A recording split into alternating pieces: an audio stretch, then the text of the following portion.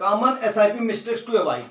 कुछ ऐसी गलतियां होती हैं कि लमसम में तो आप लोग गलतियां करते हैं, लेकिन कुछ कॉमन मिस्टेक्स हैं जो कि आप लोग एसआईपी में भी करते हैं, वो बताना मेरा काम है। जैसा कि शाम को मैंने एक आपको स्क्रीनशॉट तो नहीं बोल सकते हैं, शॉर्ट वीडियो डाला था जिसमें मैंने बताया था कि आईटी में आप लोगों ने क्या गलतियां की। एक हफ्ते पहले मैंने आईटी के लिए आप लोगों को बताया था कि आईटी सेक्टर अंडर वैल्यूड है और इस पर आप लोग थोड़ी सी पोजीशन बना लें, लेकिन जिन्होंने अगर बना लिया होगा उसको 1 साल के बैंक जितना प्रॉफिट एक दिन में ही मिल गया है। अभी आगे जैसे आईटी सेक्टर बूम करेगा तो आप ये मान करके चलिए कि अक्टूबर 2021 के बाद में अभी आईटी सेक्टर कहीं पर भी मूव नहीं हुआ। किसी भी फंड की आप स्टेट देख लीजिए, कुछ फंड्स ने क्या किया है कि वो स्लाइटली अप किया अक्टूबर 2021 से लेकर के, और उसके बाद में जनवरी 2024 आ गया है। फिर भी अगर आप लोगों को नहीं समझ में आ रहा है तो मैं कुछ नहीं कह सकता हूं, लेकिन किसी भी सेक्टर और थीमेटिक फंड में एक छोटा सा ही एलोकेशन करना है, ज्यादा आपने नहीं करना। इस चीज का आप लोग ध्यान रखें, नंबर 1। नंबर 2, कभी भी आप देखिएगा कोई भी जो कि बड़ा फंड है, अच्छा फंड है, उसमें आईटी और बैंकिंग सेक्टर जरूर एलोकेटेड है। तो अगर आप छोटा सा आईटी सेक्टर में एलोकेट करते हैं क्योंकि वो भी वैल्यू पर आपको मिल रहा है, सो भाई ये मेरे कहने का मतलब है। बाकी आपकी मर्जी, आप क्या करेंगे क्या नहीं करेंगे।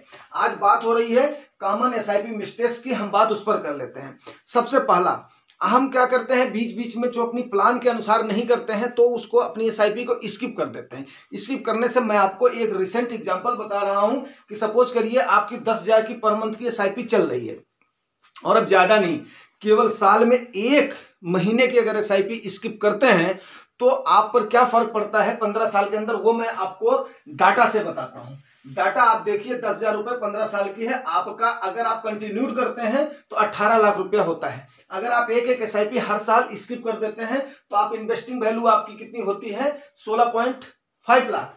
और आपका अगर आप कंटिन्यूड इन्वेस्ट करते हैं, कोई भी गैप नहीं लेते, कोई भी स्किप नहीं करते हैं, तो आपका जो प्रॉफिट बनता है, टोटल गेन बनता है वो 51.7 लाख, ठीक है ना।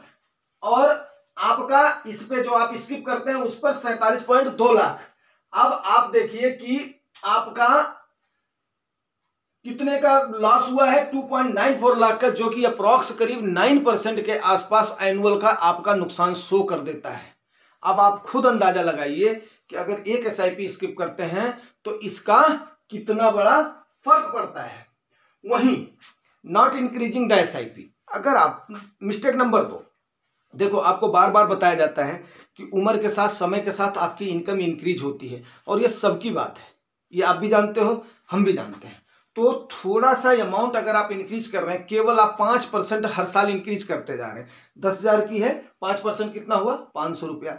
अगर आप 500 रुपया, अगले साल 550 रुपया, अगले साल 600 रुपया, इस टाइप से आप करते जाते हैं तो आपका ज्यादा अमाउंट तो नहीं दिखेगा यहाँ पे, लेकिन यहाँ आपका गेन बहुत दिखेगा।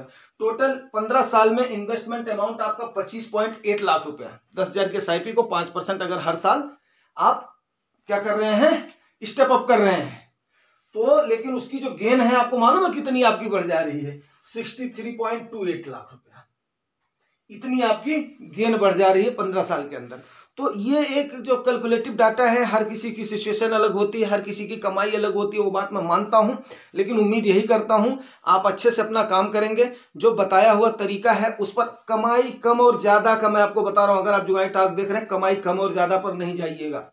आप ये मान करके चलिएगा, मैंने आपको क्या बताया, जब धान आना शुरू होता है वो विपुल मात्रा में इतने साइड से आता है, चौतरफा आता है। आप इस चीज की मेरी याद रखिएगा, और ये मैं खुद इसका गवाह हूं। आप उसको संभाल नहीं पाओगे, इतना आपका हर साइड से आएगा, ये मान करके चलिए। जुगाई टॉक्स का वादा है, लेकिन आप सच्चाई, मेहनत और ईमानदारी के साथ जो भी आपको मिल रहा है, चाहे 1,000 रुपये आप कमा रहे हैं, चाहे 10,000 कमा रहे हैं, चाहे 50,000 कमा रहे हैं, चाहे 1 लाख कमा रहे हैं, बट सबके लिए नियम वही है दोस्तों। ये मान लीजिए कुछ लोगों को होगा जो कि ये देख करके थक जाते होंगे कि सर मैं तो इतना भी नहीं कर पाऊंगा। अरे नहीं कर पाओगे, 1,000 तो कर पाओगे यार, 1,000 से स्टार्ट तो करो।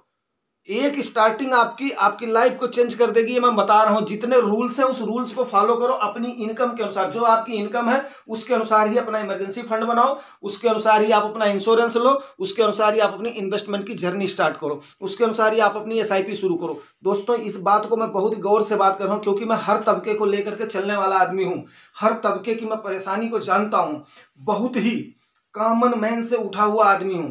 तो आप इस चीज को ध्यान रखिएगा कि मैं कोई भी सलाह आपको ऐसी नहीं दूंगा और ऐसा भी नहीं है कि आप इसको कर नहीं सकते हैं, ये आप ध्यान लीजिएगा। नंबर 3 मिस्टेक जो हम करते हैं, non picking up growth option. Growth option में मैं बार बार बोलता हूं आपको, ग्रोथ ऑप्शन में क्या हो गया वो आप जाने दीजिए, रेगुलर प्लान को, डायरेक्ट प्लान को जाने दीजिए। एक होता है डिविडेंड प्लान होता है जिसको IDCW बोलते हैं। तो अगर आप डिविडेंड प्लान के सारे प्लान ले लेंगे कि हाँ मेरे को इससे डिविडेंड मिल जाएगा, ऐसा नहीं होता है। म्यूचुअल फंड में आपको डिविडेंड कहीं से भी नहीं मिलता है। हाँ, कुछ कंपनियां जो देती हैं, फंड मैनेजर उसको क्या करता है, दोबारा री इन्वेस्ट कर देता है। लेकिन पर्टिकुलर बोलो तो वो 1 साल में अगर उसने प्रेडिक्ट किया हुआ है कि मैं उसको दूंगा, अगर वो प्रॉफिट नहीं गेन होता तो आपके ही पैसे को आपको वापस दे देता है वो, उस पर आपका हर साल टैक्सेशन लग जाता है, ठीक है ना। तो उससे आपका रिटर्न काफी कम हो जाता है। हाँ, 4-5 फंड में से आप एक फंड ऑप्ट कर सकते हो, वो मैं आपको बताता हूं क्यों। एक मेरा भी है, डिविडेंड फंड है, अच्छा मतलब जो फंड है उसमें से होता यह है कि दोस्तों जैसे जैसे आपकी NAV इंक्रीज होती जाएगी, आपको मिल गया ठीक है, टैक्स कट गया कोई बात नहीं, इट्स ओके, कोई दिक्कत नहीं है।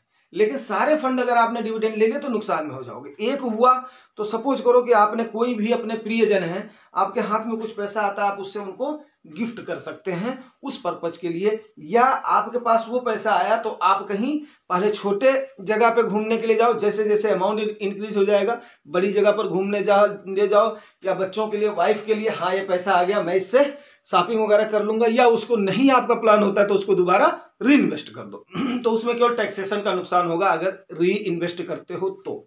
ये हो गया, लेकिन सारे फंड नहीं लेने। अगर सारे फंड आप सोचोगे कि मैं डिविडेंड ले लूं तो आपका रिटर्न बहुत ही कम हो जाएगा, बैंकों से भी कम हो जाएगा, ये बात मेरी याद रखिएगा। अगला और चौथा, लास्ट बट नॉट लीस्ट, क्योंकि ये ऐसी चर्चा है खत्म होने का नाम ही नहीं लेगी, लेकिन समय के बाउंडेशन की वजह से करना पड़ता है। Not having goal based investment. अब देखो मैंने 10 बार बोला यार अपना गोल सेटअप करो। गोल सेटअप में क्या होता है, एक तो सबसे पहला आपका वेयर टू इन्वेस्ट, कहाँ इन्वेस्ट करें। जब आपका गोल रहता है तभी तो आप इन्वेस्ट करोगे।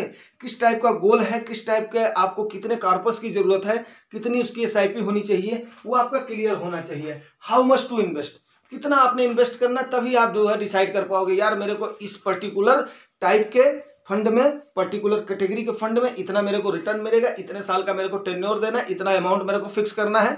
वो एक लमसम आप कैलकुलेशन कर लीजिए, 1-2% का कम मान करके करिए। मान लिया जैसे हम बोल रहे हैं 12 से 13 लार्ज कैप में, तो लार्ज कैप में आप 11 ही मान करके चलिए। 15 से 17 आपका मिड कैप में, तो उसको आप 14 से 15 ही मान करके चलिए। 18 से 20 आपका किसमें, स्मॉल कैप में, तो उसको आप 18 ही मान करके चलिए। इस हिसाब से आप कैलकुलेट करके, मान लिया उस समय आपके पास अमाउंट नहीं हो रहा तो ठीक है, मैं धीरे धीरे स्टेप अप करके, जैसे जैसे मेरी इनकम बढ़ेगी, एज बढ़ेगी, एक्सपीरियंस बढ़ेगा, वैसे वैसे मैं अमाउंट को इंक्रीज कर दूंगा। ये बात आपको याद रखनी है। हाउ लॉन्ग टू इन्वेस्ट, अब ऑलरेडी मैंने इसको अपना कवर कर दिया कि लॉन्ग का हर किसी का एक होराइजन है। 5 से 7 साल किसका, लार्ज कैप का, 8 से 10 साल मिड कैप का, 10 साल से 15 साल के बीच में अगर है स्मॉल कैप में डालिए। और अमाउंट बेशक आपका कम हो लेकिन टाइम जरूर देना है। टाइम से क्या होता है, कंपाउंडिंग का बेनिफिट होता है। व्हेन टू एग्जिस्ट, ये मैं बार बार आपको बोलता हूं यार, आदमी समझ ही नहीं पाता है कब निकलना है। अब बताइए मैं कितने दिन से अगर आप लोग मेरी वीडियो देख रहे होंगे तो लोगों के समझा रहा हूं कि यार देखो ये टाइम अभी ऑल टाइम हाई पर है, आप अपनी बार बार इन्वेस्टमेंट का भी मौका मार्केट देती है, निकलने का भी मौका देती है, आपको कमाई का भी मौका देती है, अगर सब कुछ सिम्बियो ठीक ठाक रहता है तो।